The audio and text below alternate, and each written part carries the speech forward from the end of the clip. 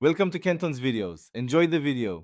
You'll start by isolating the problem. Record a short noise-only sample so software can learn the unwanted sound. Place the mic toward the room noise source, not the speaker, and capture 10-30 seconds. Once done, save the raw file as WAV or the highest bitrate you can. This preserves detail for reduction. Make sure to also keep an untouched original backup. This early noise profile is the foundation. Without it, aggressive filtering will harm your voice quality. Now you apply the reduction algorithm using the captured profile. Load the voice track and the noise sample into your editor, then generate the noise print. Apply spectral noise reduction with conservative settings, start around 612 dB reduction and moderate sensitivity to avoid artifacts.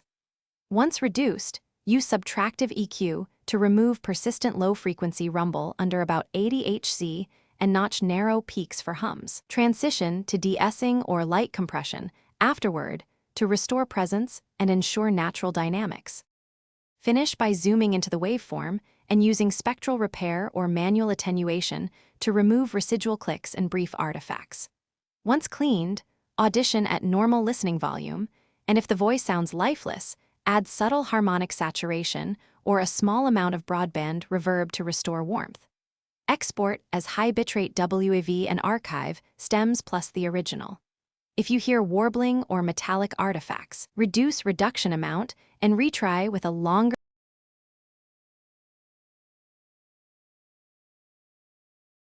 Thanks for watching. Consider subscribing if we helped you.